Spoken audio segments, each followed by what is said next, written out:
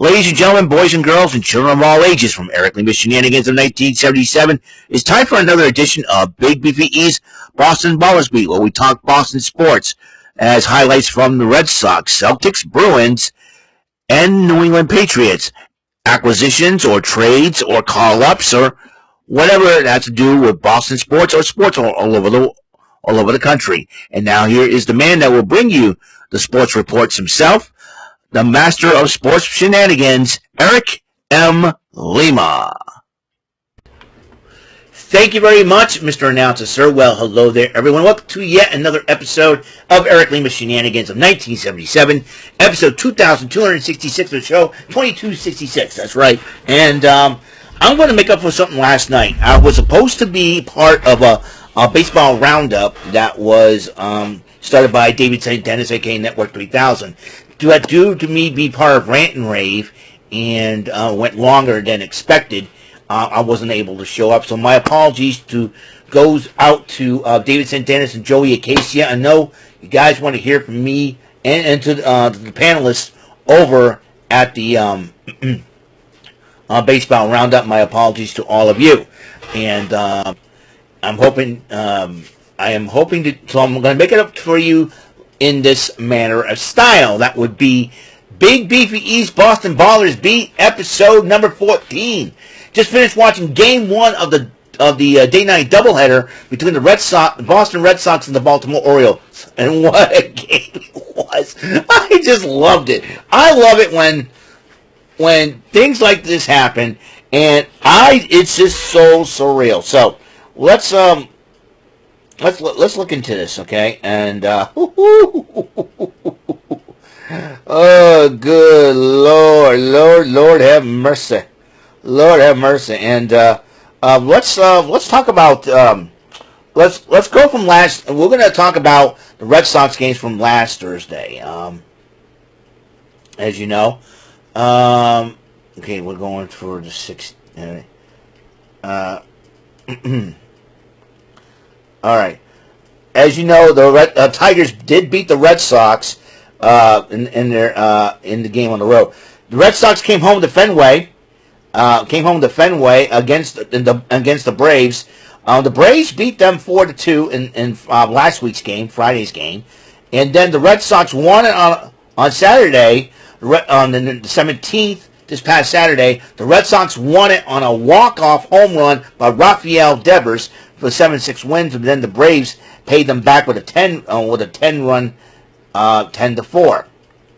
Now the Red Sox then facing the Mets. The Red Sox won 3-1 this past Monday, but then this past Tuesday, the Red Sox won 2-0, despite the fact that Walker Buehler and Alex Cora got ejected.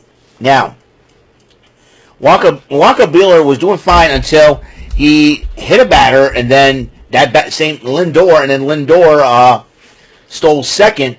And I think that pitch, the last pitch before Narvaez popped up to throw, was a strike, but it was called a ball. Buehler was not very happy about it, and it got to the point where the umpire was baiting him on. He ejected him, and then Alex Cora went and ejected him, and then the umpire ejected him as well. But the Red Sox played that 1-2-0. And then the Red Sox lost this past Wednesday against the Mets 5-1. So the Red Sox took 2 of 3 against the Mets. But then the Orioles came. They were supposed to play yesterday, but the game got rained out. So they played a Game 1 day-night doubleheader with the Red Sox. Now, the Red Sox were down 2-0. Bregman had a base hit. Well, we're down 2-1. Bregman had a base hit. I forget which inning it was. He pulled up lame. He had to come out. It was hamstring tightness. So, but despite that, the Red Sox exploded for 13 runs in the 8th inning. Rafael Devers had a day. 8 RBI day. 3-run shot. Grand slam. And the Red Sox mollywopped the Orioles. And I mean mollywopped them. 19-5.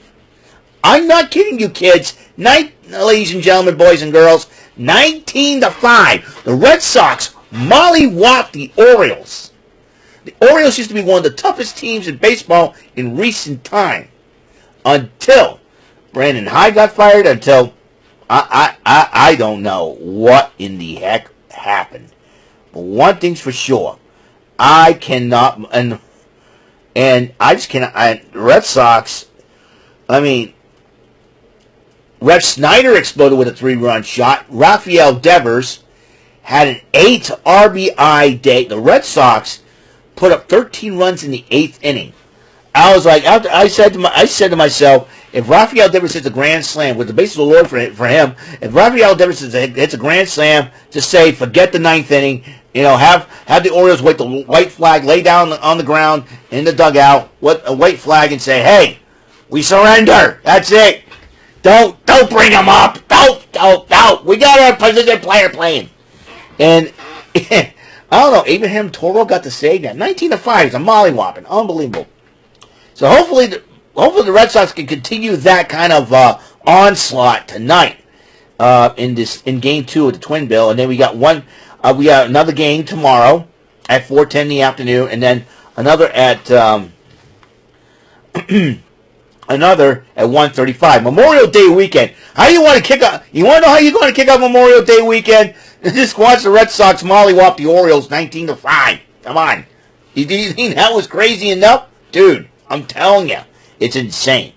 And then the Red Sox got a 3-game series against the Brewers in Milwaukee, and then the team would try, and we'll see if they could try to get some payback on the Braves on a 3-game skid to end May, and then you start June off with the game against the Braves, and then come back home to Fenway for a short 3-game stint against the Angels, and then here we go. In 2 weeks' time. The Red Sox-Yankees rivalry will continue, ladies and gentlemen. I can't wait. Can't wait for that, for a 3-game series at the Bronx. And that's a short, it's like up and down. You go home, road, home. So, and then you come back, the Red Sox got 3 games against the Rays at Fenway, and then the Yankees come to town in a couple of weeks. Holy cow, this is going to be something. Speaking of the Red Sox, I have decided, I was debating whether or not I want to get the Red Sox yearbook. I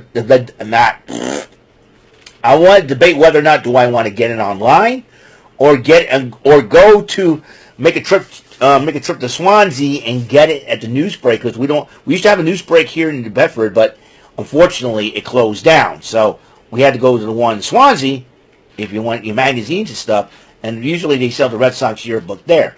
And I was going to go tomorrow, but we got some family coming over and stuff, so I decided, well, I'm going to just relax and scale it back a little bit. So I decided to buy one on this year's Red Sox yearbook on eBay.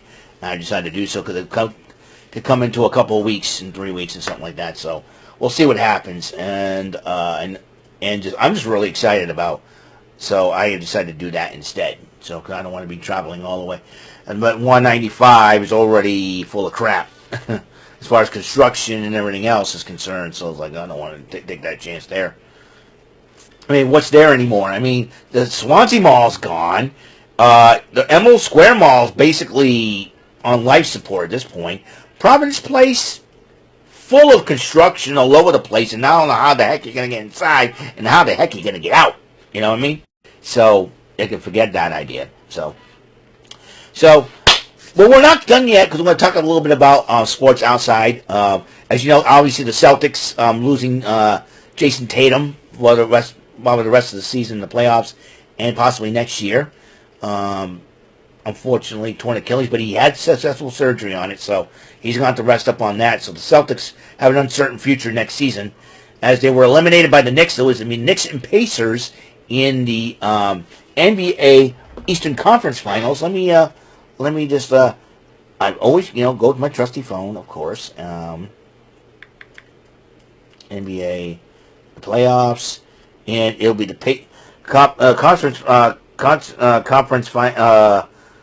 you know, in the conference final, to be Pacers and Knicks. And then you got the Thunder and the Timberwolves, and the Thunder leads 2-0 as in that series against Minnesota. Indianapolis leads 1-0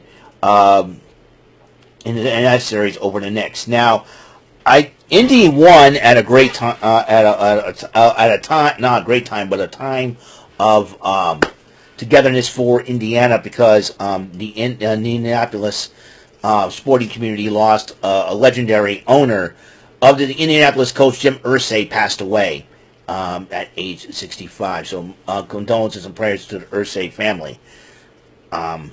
So I know Pat McAfee, a lot of people talk good things about Jim Irsay.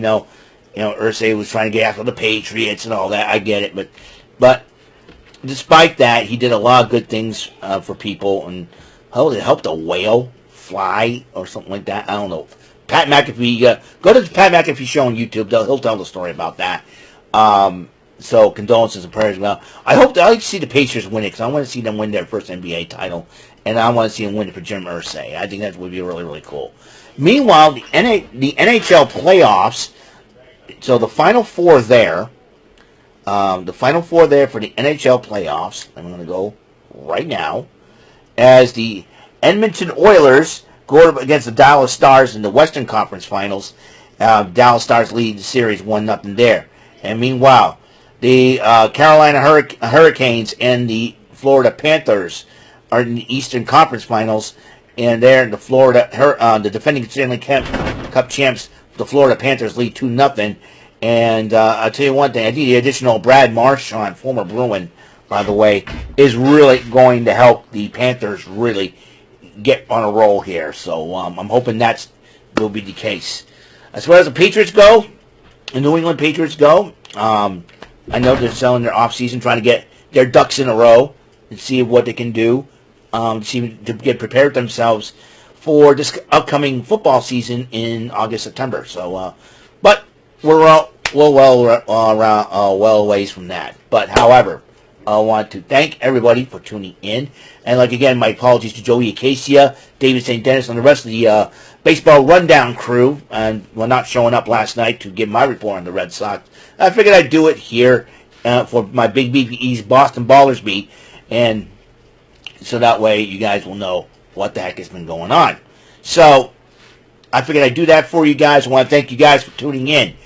And like I said, we got SmackDown tonight. We got Under Siege. I'm going to try to watch that. I think Chilling with Jordy will be on tonight, because tomorrow we got Saturday night's main event.